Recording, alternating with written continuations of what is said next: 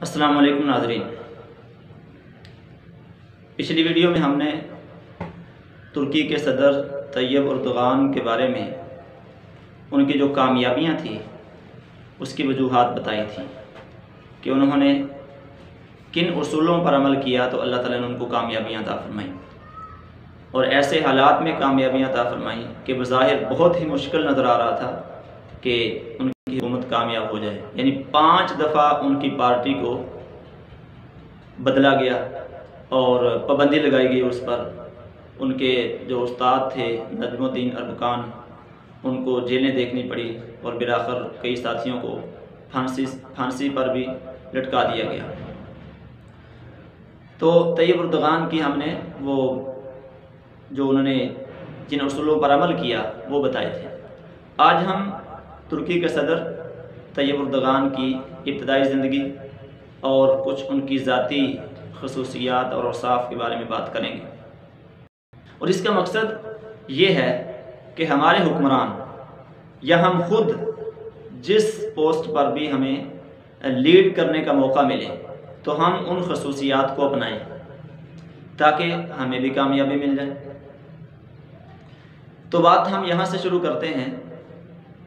1954 میں طیب Erdogan Istanbul کے قریب ایک علاقہ قاسم پاشا میں پیدا ہوئے۔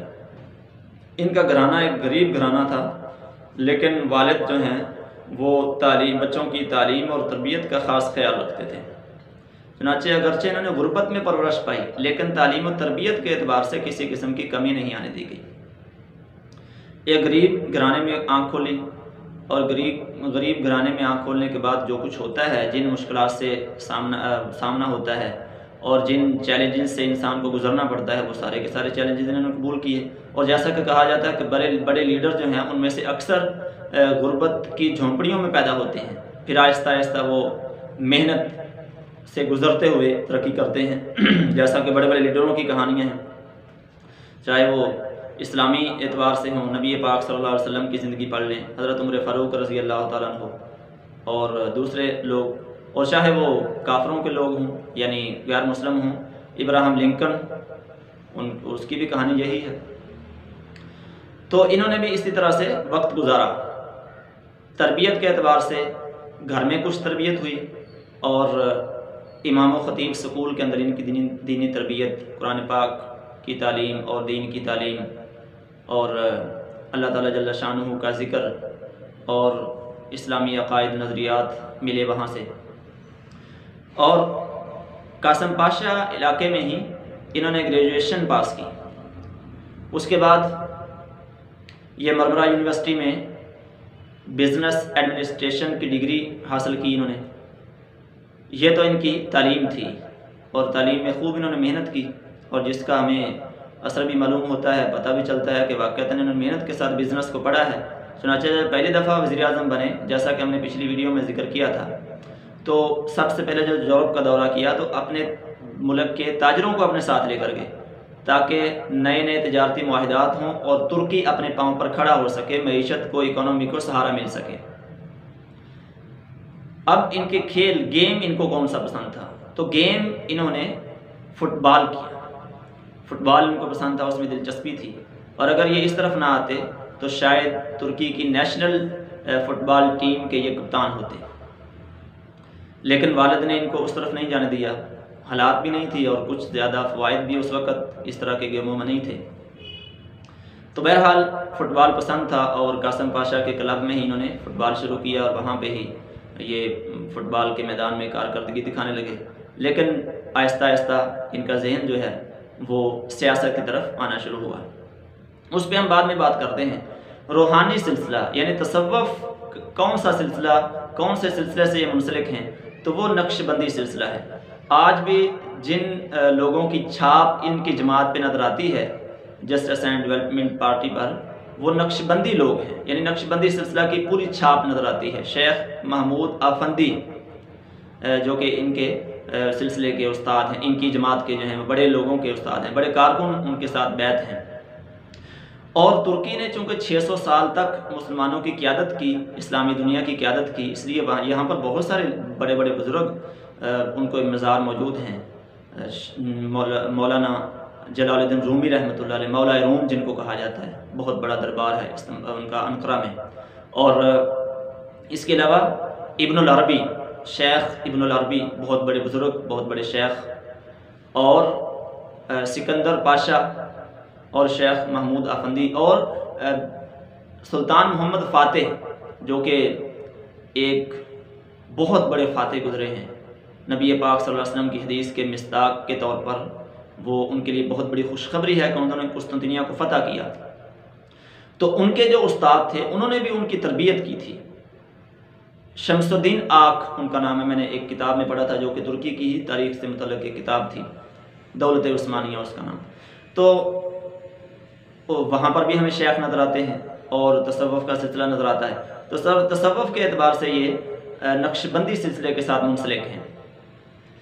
اب یہ 1976 کے اندر سیاست میں قدم رکھتے ہیں اور سیاست کو اپناتے ہیں، اور ان کی ذاتی محنت اور مقبولیت بھی بہت زیادہ تھی، اور کچھ انہوں نے تقریر کے اوپر بڑی محنت کی تھی۔ تقریر کو انہوں نے بڑی جانفشانی سے سیکھا تھا، چنانچہ بڑے پرجوش انداز سے تقریر کرتے تھے اور عوام کو منٹوں کے اندر اپنا گرویدہ بنا لیتے تھے اور اپنے قریب کر لیتے تھے۔ ان کا ایک دلچسپ واقعہ بھی ہے، جب استنبول کے میئر کے الیکشن ہو رہے تھے تو اس دوران چونکہ یہ ایک اسلامی ذہن کے آدمی تھے اور ان کو ماننے والے بھی سارے اسلامی ذہن کے آدمی تھے، تو اس سے پہلے یعنی یہ 1976 کی میں بات کر رہا ہوں، اس سے پہلے 2 دہائیاں یعنی 2 نسلیں جو ہیں وہ جوان ہو چکی تھیں مصطفیٰ کمال پاشا کی تہذیب اور یورپی تہذیب کے سائے میں۔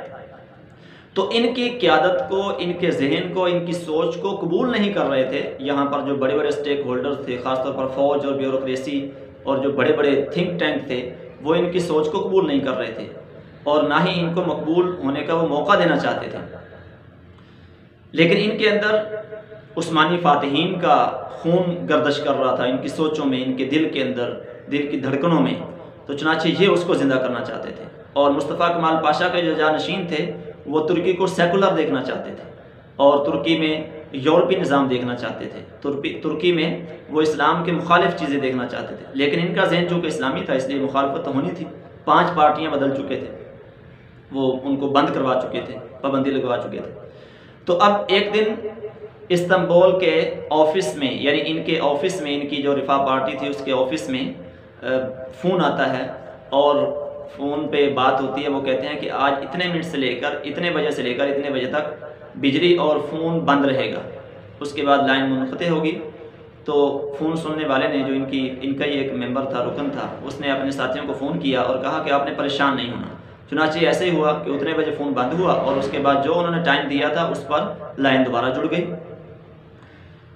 اور یہ بات طیب اردگان تک بھی پہنچی تو انہوں نے کہا گھبرانا نہیں، آپ نے اپنا کام جاری رکھنا ہے، یعنی آپ نے ارادے جن کے پختہ ہوں، نظر جن کی خدا پر ہو، تلاطم خیز موجوں سے وہ گھبرایا نہیں کرتے۔ چنانچہ یہ ایک دھمکی تھی اور انہوں نے کہا تھا کہ آپ سمجھ گئے ہوں گے کہ ہم جو کہتے ہیں وہ کرتے ہیں، تو یہاں پر حکم ہمارا چلتا ہے، لیکن یہ گھبرائے نہیں اور چلتے رہے۔ چنانچہ پھر دوبارہ فون آیا اور انہوں نے کہا کہ اپنے نوجوان قائد کو سمجھاؤ، اس کو کہو کہ ہمارے راستے سے ہٹ جائے اور اگلا جو قدم ہوگا وہ خونی ہوگا۔ لیکن طیب اردگان کو جب بتایا گیا تو اس نے کہا نہیں، ایسے نہیں ہوگا۔ اور انہوں نے یہ بھی کہا کہ تمہارے جتنے بھی جلسے ہیں، جتنی بھی آپ کی تقریبات ہیں الیکشن کی، وہ ساری کی ساری ہمارے ریکارڈ میں ہیں، ہمیں پتہ ہے کہ کس وقت وہ جلسہ شروع ہوگا اور کس وقت طیب اردگان تقریر کرے گا، اگلا قدم ہمارا خونی ہوگا اور طیب اردگان کو ہم نمٹا دیں گے۔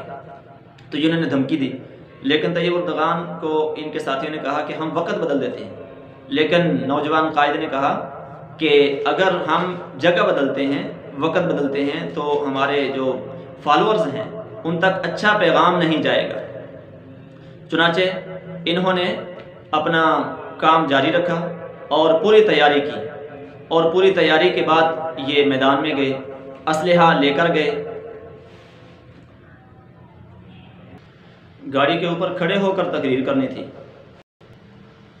تو طیب اردگان نے کہا کہ تیاری کرو، اور اسلحہ ساتھ لے لیا، پوری تیاری کے ساتھ گئے، وہاں پر جا کر گاڑی کی چھت پر کھڑے ہو کر تقریر کی اور واپس آ گئے۔ ادھر سے وہ بھی اپنے ہتھ کنڈے آزما رہے تھے اور ادھر سے یہ بھی پورے خلوص اور عوام کی ہمدردی کے ساتھ اور پورے جوش اور جذبے کے ساتھ لگے ہوئے تھے۔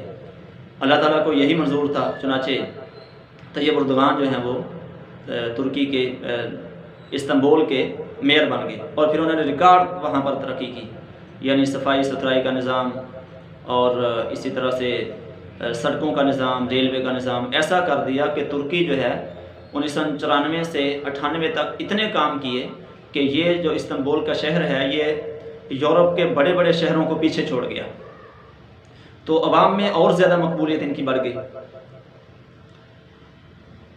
اور اس طرح انہوں نے ذاتی طور پر چونکہ یہ بہت زیادہ اسلام سے متاثر تھے، اور اسلام تو چونکہ ان کا وہ ماضی ایک بڑا روشن اور شاندار تھا، تو ذہن کے اندر ایک انقلابی سوچ ابھر رہی تھی۔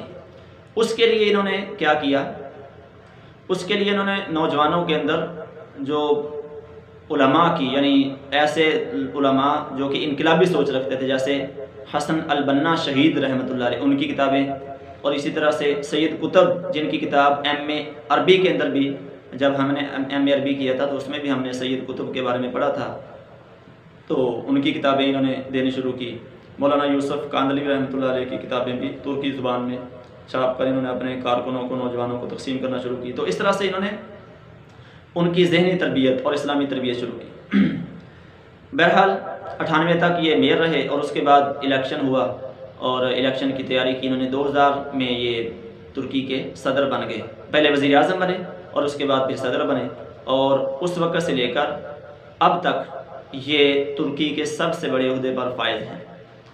البتہ مشکلات بھی پیش آتی ہیں۔ 2016 میں آپ سب جانتے ہیں کہ ترکی میں فوجی بغاوت کروائی گئی، بہت طاقتور بغاوت تھی، اور کسی ملک میں کبھی اتنی بڑی بغاوت ناکام نہیں ہوئی۔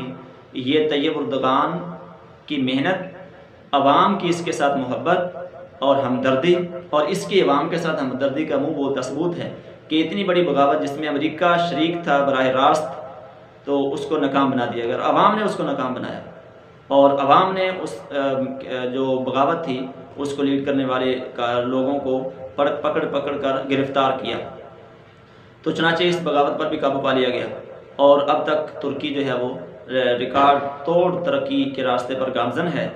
ہماری سب کی دعا ہے کہ اللہ تعالیٰ ان کی مدد کرے، اور دونوں طرف سے پوری کوششیں ہیں، یعنی طیب اردوغان کی طرف سے پوری کوشش ہے کہ ترکی کو آگے لے جایا جائے، اور دوبارہ ترکی مسلم دنیا کا قائد اور لیڈر بن کر ابھرے، اور دوسری طرف دشمنوں کی اور مصطفیٰ کمال پاشا کے جانشینوں کی وہ پوری کوشش ہے کہ ترکی کو پیچھے لے جایا جائے، اور موجودہ جو حکمران جماعت ہے اس کو اقتدار میں آنے سے روکا جائے۔ تو بہرحال دونوں طرف سے کوششیں جاری ہیں، اب دیکھتے ہیں کہ نتیجہ کہاں پر جا کر نکلتا ہے۔ ہماری دعائیں تو یہی ہیں، اور بلکہ میں سمجھتا ہوں، پہلے بھی میں نے کہا تھا کہ پوری دنیا کے اندر جو مسلمان اسلامی سلطنت عثمانیہ کی جو تاریخ جانتے ہیں اور خلافت کی جو تاریخ جانتے ہیں، وہ سب کے سب یہ سمجھتے ہیں کہ ترکی کو آگے بڑھنا چاہیے۔ جناب طیب اردوغان کی اللہ تعالیٰ حفاظت فرمائے، اور اس کو اللہ تعالیٰ اسی طرح آگے بڑھائے۔ وہ پوری دنیا کے مسلمانوں کا لیڈر ہے، اور دنیا میں جہاں کہیں مسلمانوں کو تکلیف ہوتی ہے وہ آواز ضرور اٹھاتا ہے۔ پہلے نمبر پر تو عملی اقدام کرتا ہے، مدد پہنچاتا ہے، جہاں پر عملی اقدام نہ کر سکے وہ وہاں اس سلسلے میں آواز ضرور اٹھاتا ہے۔ اب دوبارہ میں 2 درخواستیں دوبارہ کروں گا۔ وہ طالب علم، طلباء اور طالبات جو یورپ، امریکہ، کینیڈا اور اس طرح کے ممالک میں آگے اسکالرشپ پر جب ایسے تعلیم حاصل کرنے کے لیے جانا چاہتے ہیں، وہ ایک دفعہ ترکی کا وزٹ ضرور کریں، اور ترکی کے اندر سے معلومات لیں کہ ہماری وہ تعلیم جو کہ یورپ اور امریکہ اور کینیڈا وغیرہ میں مکمل ہوگی وہ یہاں پر ہو سکتی ہے کہ نہیں ہو سکتی۔ آپ کو وہاں پر عزت ملے گی، آپ کو وہاں پر وقار ملے گا، آپ کو وہاں محبت ملے گی، اور سستا سہولت کے ساتھ سستے اور معیاری تعلیم آپ کو ملے گی۔ اور دوسرے نمبر پر صحافی لوگوں سے میری درخواست ہے کہ وہاں کا جو امیج ہے وہ پوری دنیا تک پہنچائیں۔ اس میں ہمارا ایک ترکی خلافت اور ترکی جو حکومت ہے اس کے لیے بڑا ایک اقدام ہوگا اور بڑا ہمارا کردار ہوگا۔ اور آخر میں یہ بھی درخواست کروں گا کہ ہمارے چینل کو سبسکرائب کریں، لائک کریں، اور اس کی ویڈیوز کو آگے شیئر کریں۔ جو بات آپ کو پسند آئے اور اس پر بھی آپ کمنٹ کریں، اور جو آپ مزید چاہتے ہیں کہ ہم اس پر ویڈیوز بنائیں اس کے بارے میں آپ ضرور کمنٹ کریں۔ اللہ حافظ۔